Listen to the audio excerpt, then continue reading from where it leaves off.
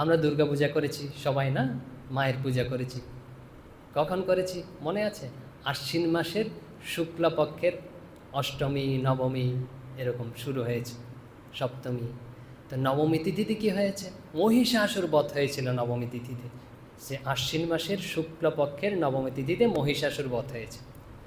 তো এই যে জগদ্ধাত্রীর আবির্ভাব কখন হয় জানেন? কার্তিক মাসের শুক্লপক্ষের নবমী তিথিতে, মানে হচ্ছে ঠিক 1 মাস পরে। যে মহিষাসুর বধ হয়েছিল 1 মাস পূর্বে, 1 মাস পরে আবার হচ্ছে জগদ্ধাত্রী। বলে কেন? বলছে 1 মাস পূর্বে মা অসুর বধ করে দিয়েছেন, দেবতারা স্বর্গরাজ্য হারিয়ে ফেলেছিল, এসব তো হয়েছে, তাড়িয়ে দিয়েছিল, এই দেবতাদের তিনি এরম করেছেন। এখন দেবতারা আস্তে আস্তে ভাবতে শুরু করেছে, বাহ আমরা জিতে গেছি। মানুষ যখন সুখে থাকে না, বলে ভগবানকে ভুলে যায়, তখন বলছে আমরা জিতে গেছি। কিভাবে জিতেছি? তারা মনে মনে কল্পনা করছে, আমি দেবীকে এটা দিয়েছিলাম, আমি দেবীকে এটা দিয়েছিলাম, আমার এই শক্তি আমি দেবীকে দিয়েছিলাম, আমাদের শক্তিতেই তাহলে আমরা যেই মহিষাসুরকে বধ করেছি। অগ্নি বলছে আমার শক্তি আছে, বায়ু বলছে আমার শক্তি আছে, আমাদের শক্তিতে আমরা মহিষাসুরকে বধ করেছি। মানে তাদের মধ্যে অহংকারের জন্ম হয়েছে, দেবতাবাদ দিয়ে না আসরিক প্রবৃত্তির জন্ম হয়ে গেছে, অহংকার। এখন কি করতে হবে? আসরিক প্রবৃত্তি থাকলে তো দেবতা হতে পারবে না। তো মা কি করেছেন?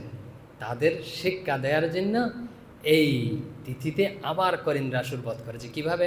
যে ওখানে যেরকম রয়েছে আমরা সেভাবে।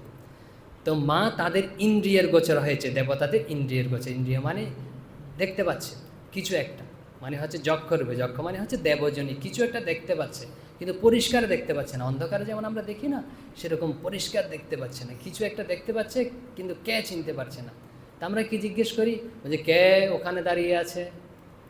তো এরকম ঠিক দেবতাদের মধ্যে প্রথমে অগ্নিকে পাঠিয়েছে, বলছে অগ্নি যাও তো, কে দেখে আসো। তো অগ্নি প্রথমে গেছে। তো অগ্নি জিজ্ঞেস করছে, কে তুমি ওখানে? তখন ওখান থেকে যক্ষ মানে দেবজনী, আসলে মা প্রথম থেকে বলে রাখছি, জিজ্ঞেস করছে তুমি কে? অগ্নিকে জিজ্ঞেস করছে। অগ্নি বলছেন একদম গর্বের সাথে, আমি হলাম অগ্নি, আমাকে জাতবেদও বলা হয়। বলছে অগ্নি আরও বলছে, অগ্নি শব্দের অর্থ জানেন? অগ্নি মানে হচ্ছে অগ্রে যিনি গমন করেন তাকে অগ্নি বলা হয়। যে এই জন্য অগ্নি আগে প্রথমে গেছে। অগ্নি মানে হচ্ছে যখন হোমে আহুতি দেওয়া হয়, অগ্নি দেবতাদের জন্য তা গ্রহণ করে। অগ্নি সবার অগ্রে গমন করেন, এই জন্য তার নাম অগ্নি। তো অগ্নি বলছে আমি অগ্নি, আমার আরেকটা নাম আছে, বলছে জাতবেদ। বলছে জাতবেদ মানে বলেছেন অহংকারের সহিত।